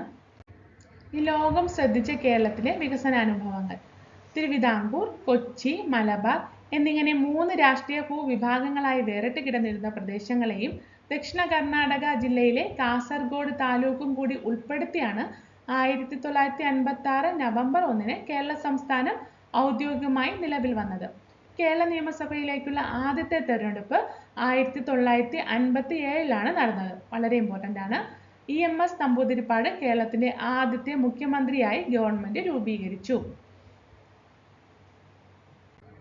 ഭൂപരിഷ്കരണം കേരളത്തിൽ. ഭൂപരിഷ്കരണ നടപടികൾ ആരംഭിക്കുന്നതിനു മുമ്പുള്ള കേരളത്തിലെ കർഷകരുടെ പൊതുസ്ഥിതിയാണ് മുകളിലെ കവിതാഭാഗം സൂചിപ്പിക്കുന്നത്. ഈ കവിതയിൽ നിന്ന് അക്കാലത്തെ സാമൂഹിക വ്യവസ്ഥിതിയെക്കുറിച്ച് എന്തൊക്കെ സൂചനകളാണ് ലഭിക്കുന്നത്? അപ്പോൾ ചങ്ങമ്പുഴ കൃഷ്ണപിള്ളയുടേതാണ് വാഴക്കുല. ഓർത്തു വയ്ക്കണം, വാഴക്കുല ആരുടേതാണ്? ചങ്ങമ്പുഴ കൃഷ്ണപിള്ളയുടേതാണ്. ഇത്തരം സാമൂഹിക സാമ്പത്തിക പ്രശ്നങ്ങൾ പരിഹരിക്കുന്നതിനാണ് 1957 നിലവിൽ വന്ന കേരള സർക്കാർ കാർഷിക ബന്ധ നിയമം അവതരിപ്പിച്ചത്. തുടർന്ന് 1970 ജനുവരി 1 നിലവിൽ വന്ന കേരള ഭൂപരിഷ്കരണ ഭേദഗതി നിയമപ്രകാരം കുടിയാന്മാർക്ക് കൃഷിഭൂമിയിൽ സ്ഥിരാവകാശം ലഭിച്ചു.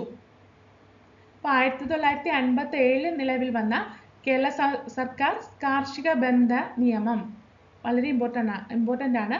1957 കാർഷിക ബന്ധ നിയമം അവതരിപ്പിച്ചത്. തുടർന്ന് 1970 ജനുവരി 1 നിലവിൽ വന്ന കേരള ഭൂപരിഷ്കരണ ഭേദഗതി നിയമം.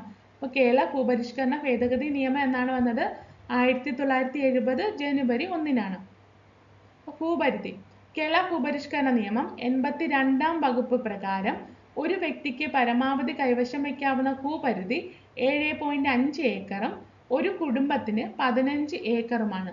എന്നാൽ കുടുംബത്തിൽ 5 അംഗങ്ങളിൽ കൂടുതലുണ്ടെങ്കിൽ 20 ഏക്കർ വരെ കൈവശം വയ്ക്കാവുന്നതാണ്. നോക്കി വയ്ക്കണം. കേരളത്തിലെ ഭൂപരിഷ്കരണ നിയമങ്ങളുടെ പ്രധാന ഫലങ്ങൾ എന്തൊക്കെയാണെന്ന് നോക്കാം. കൈവശ ഭൂമിയുടെ മേലുള്ള പരിധി നിർണയിക്കപ്പെട്ടു. ജന്മിത്ത സമ്പ്രദായം നിർത്തലാക്കപ്പെട്ടു. കൃഷിഭൂമിയിൽ കുടിയാന് സ്ഥിരാവകാശം ലഭിച്ചു. കാർഷിക മേഖലയിൽ നിലനിന്നിരുന്ന ചൂഷണവും അസമത്വവും ഒരു പരിധിവരെ ഇല്ലാതാക്കാൻ കഴിഞ്ഞു. ഇവയാണ് കേരളത്തിലെ ഭൂപരിഷ്കരണ നിയമങ്ങളുടെ പ്രധാന ഫലങ്ങൾ. പരീക്ഷയ്ക്ക് ചോദിക്കാം. താഴെ തന്നിട്ടുള്ളവയിൽ കേരളത്തിലെ ഭൂപരിഷ്കരണ നിയമങ്ങളുമായി ബന്ധപ്പെടാത്തത് ഏതാണെന്ന് ചോദിക്കാം. അപ്പോൾ ഏതൊക്കെയാണ്? കൈവശ ഭൂമിയുടെ മേലുള്ള പരിധി നിർണയിക്കപ്പെട്ടു. ജന്മിത്ത സമ്പ്രദായം നിർത്തലാക്കപ്പെട്ടു. കൃഷിഭൂമിയിൽ കുടിയാന് സ്ഥിരാവകാശം ലഭിച്ചു. കാർഷിക മേഖലയിൽ നിലനിന്നിരുന്ന ചൂഷണവും അസമത്വവും ഒരു പരിധിവരെ ഇല്ലാതാക്കാൻ കഴിഞ്ഞു. അറിവിന്റെ വ്യാപനവും വിനിമയവും കേരളത്തിൽ. പാഠമില്ലെങ്കിൽ പാടത്തേക്കില്ല. ഞങ്ങളുടെ കുട്ടികൾക്ക് പഠിക്കാൻ സൗകര്യം നൽകിയില്ലെങ്കിൽ കാണായ പാഠങ്ങളിലെല്ലാം മുട്ടിപ്പുല്ല് കുരിപ്പിക്കും എന്ന് പറഞ്ഞത് മഹാത്മാ അയ്യങ്കാളിയാണ്.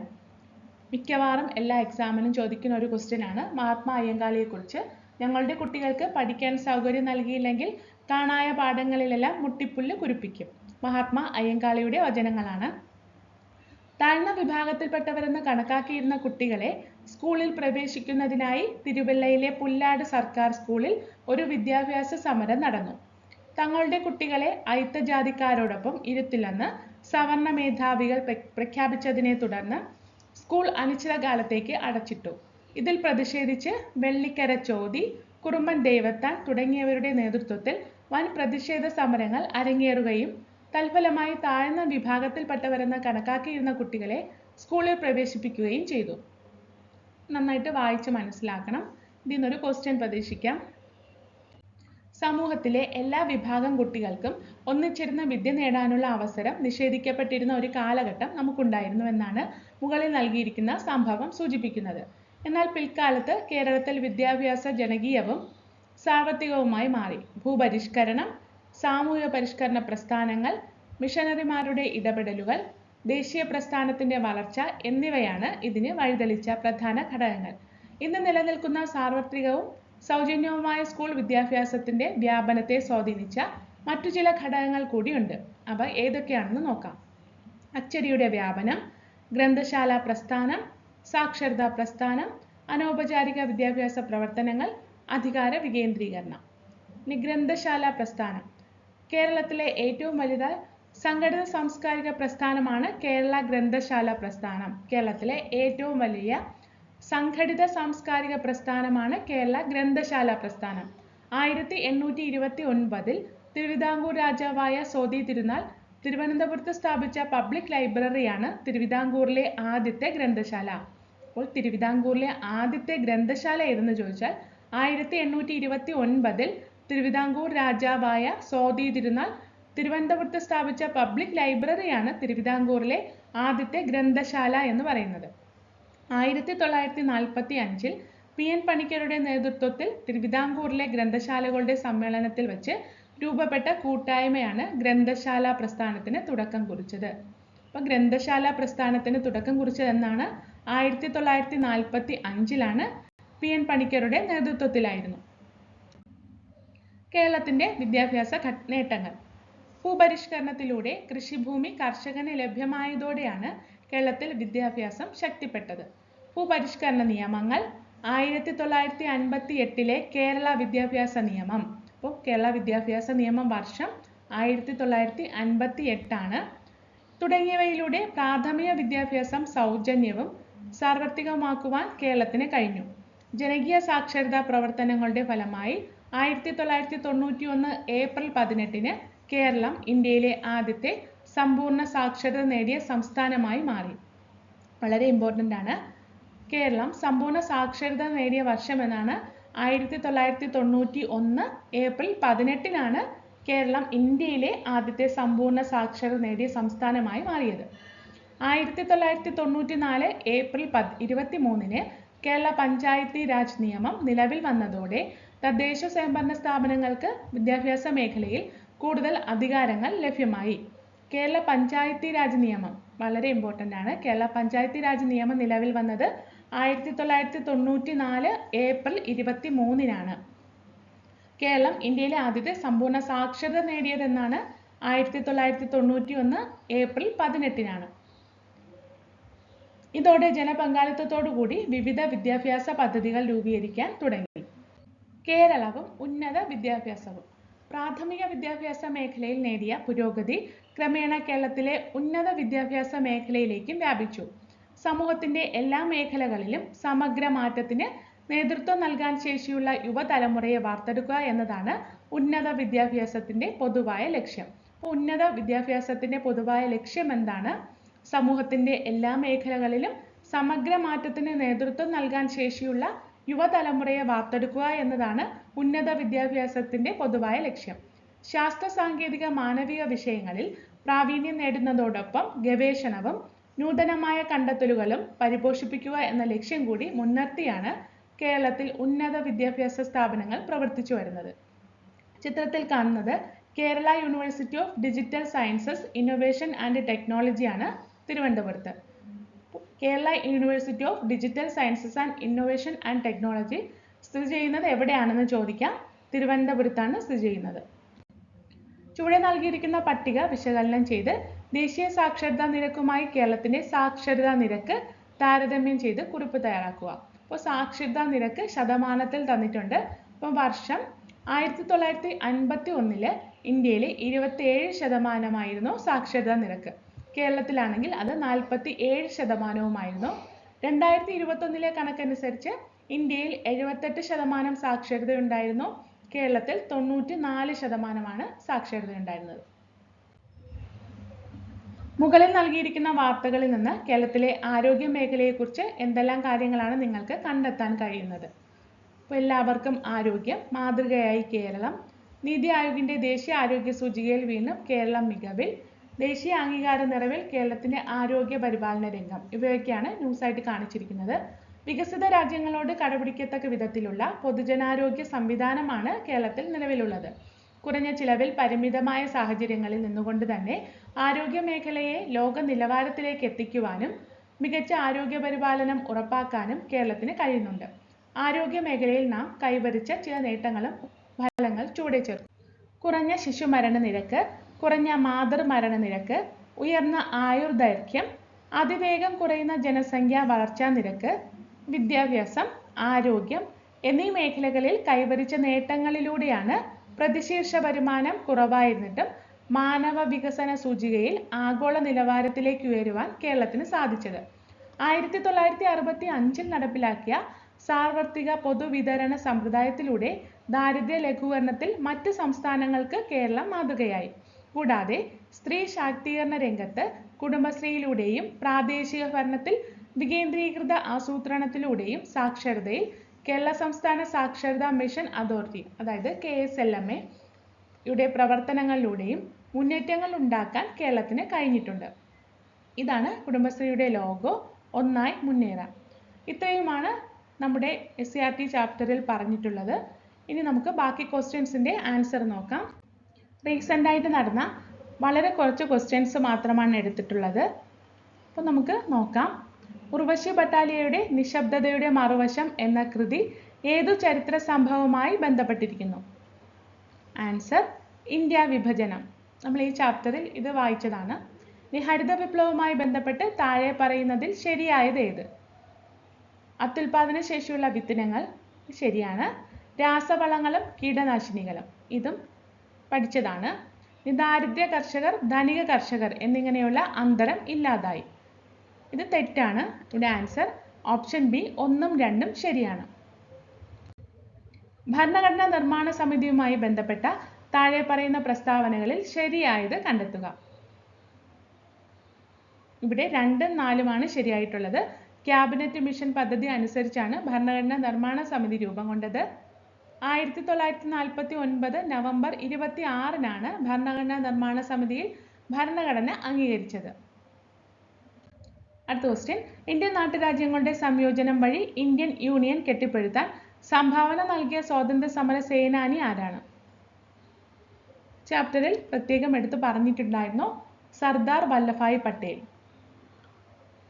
ആരെല്ലാമായിരുന്നു 1953-ൽ കേന്ദ്ര സർക്കാർ നിയോഗിച്ച സംസ്ഥാന പുനഃസംഘടനാ കമ്മീഷനിലെ അംഗങ്ങൾ?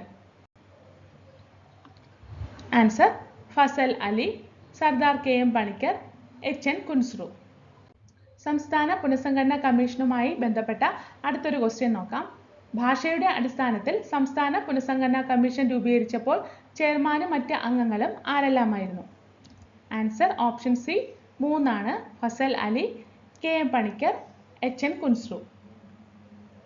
ഈ ക്ലാസ് നിങ്ങൾക്ക് ഉപകാരപ്രദമായെന്ന് വിശ്വസിക്കുന്നു. ഫീഡ്ബാക്ക്സ് എന്തായാലും കമൻ്റായിട്ട് അറിയിക്കുക. അടുത്ത ക്ലാസ്സിൽ വീണ്ടും കാണാം. Thank you.